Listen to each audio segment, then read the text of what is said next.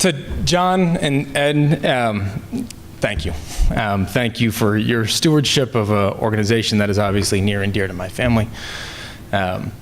I've told Ed this a number of times, but I'm gonna, a number of your new friends in the room. Ed has been at this longer than I've been alive,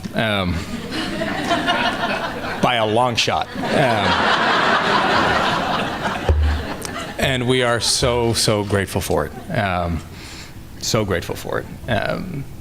Under his leadership, the RFK Children's Action Corps has reached new heights, changed the lives of vulnerable youth around the country.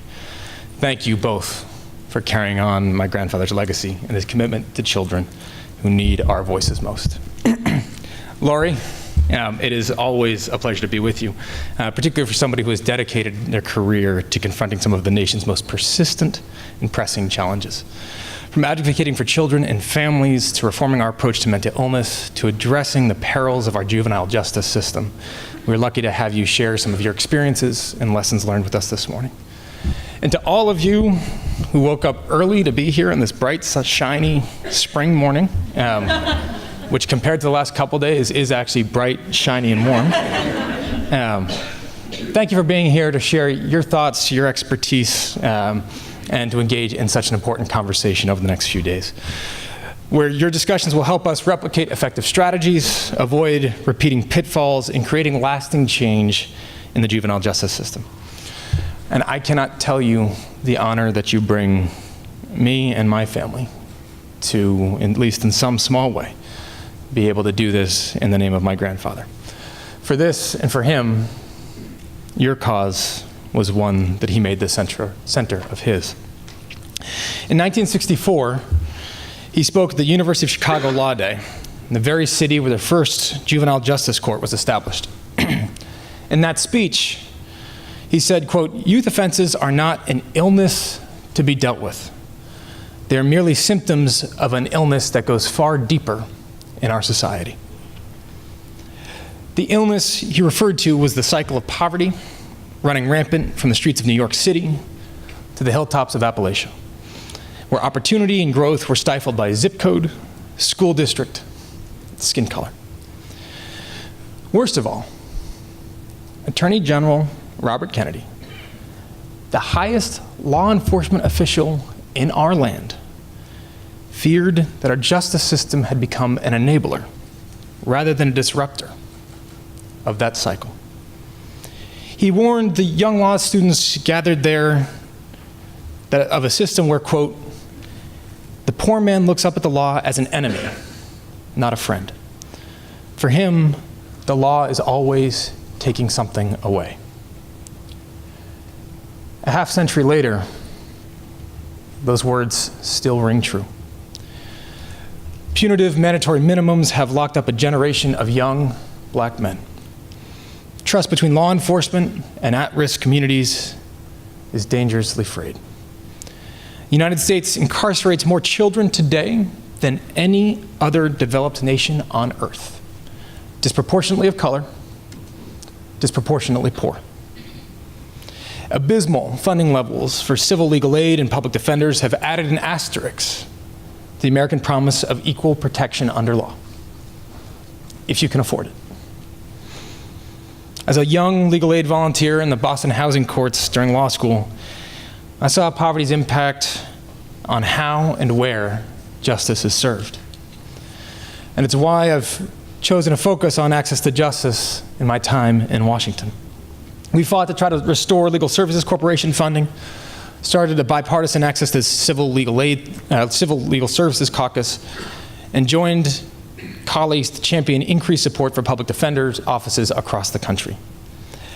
Because from legal aid offices to parole offices, this country's justice gap spans the distance between the civil and criminal arms of our system, creating a mutually reinforced assurance that the already disenfranchised will be disenfranchised further.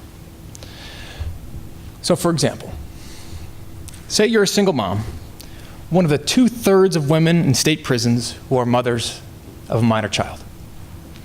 After 3 years inside for a felony drug conviction, you're released. You apply for public housing, but you're rejected. as public housing authorities across the country still exercise broad discretion when it comes to opening doors to tenants with drug convictions. You scramble to find another roof over your head, a near impossible feat given that 4 out of 5 landlords conduct background checks on potential tenants. But making rent would be a struggle anyways, because chances are that you're one of the 2/3 of the 600,000 people exiting prison every year facing long-term unemployment. You immediately apply for SNAP and TANF, which will be critical lifelines for you and your family. Unless, of course, you live in Georgia, Arizona, or a handful of other states in this country where the felony drug ban makes you ineligible for any form of public assistance. On top of that, you're one of the 3/4 of those returning from prison who have a history of substance abuse. You sign up for treatment and counseling to stay clean, but your insurance company is now telling you that they won't cover your care. That is, if you're lucky enough to have insurance, since between 70 and 90% of the 10 million people released from jail or prison each year go uninsured. So your health provider starts coming after you for your overdue bills, landing you in small claims court because you can't pay. Child support would help with your growing financial nightmare, but you can't afford an attorney to help you make the claim. You start picking up shifts waitressing at a restaurant to keep food on the table for your kids, but the owner is stiffing you on wages. You don't have the resources or support system to pursue a legal recourse. Not to mention that, but wages are barely enough to scrape by in the first place. $2.13 an hour if you live in Texas, Indiana, New Jersey, or any other state that follows the current minimum wage laws for tipped workers.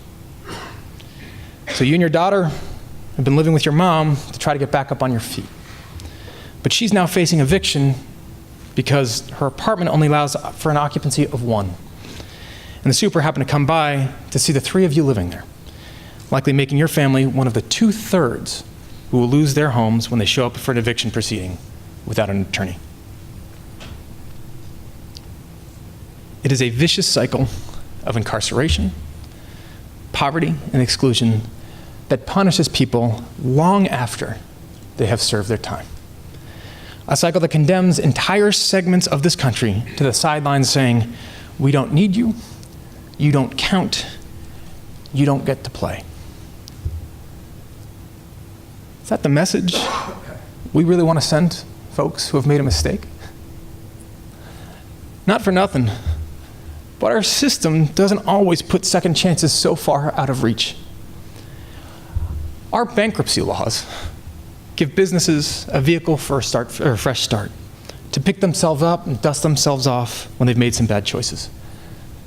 Yet for some reason, we can't extend that same privilege to our neighbors. And this, ladies and gentlemen, is why the work being discussed today matters. Because the impacts of this institutionalized exclusion span not just lifetimes, but generations. Those of you working with juvenile offenders live and breathe that reality every single day. While many juvenile courts don't collect data on family income level, the ones that do have shown that 80% of children entering their system come from families on public assistance or with an annual income of less than $30,000 a year. Nothing should matter less than a defendant's income level. But inside our juvenile justice courtrooms, often nothing matters more. Judges can take families' wealth into account during sentencing, putting low-income defendants at a disadvantage before their case is even called. For these kids, the rehabilitation and reintegration strategies being discussed today represent the best chance we have to break out of the cycle that my grandfather warned us about. Our probation system is the vehicle we have to put the youngest among us back in the game, to show them that this country has never been a place where one mistake or one wrong turn forecloses your horizons forever. That belief drives the work of the RFK National Resource Center and programs like its probation review system review. It fuels the activism and advocacy of so many people in this room who understand that our justice system is more than just courtrooms and jail cells, but is the entire process of rehabilitation support that should continue long after release. That is what the people of Jefferson Parish, Louisiana realized when, under the guidance of the MacArthur Foundation and this organization, their probation system was examined.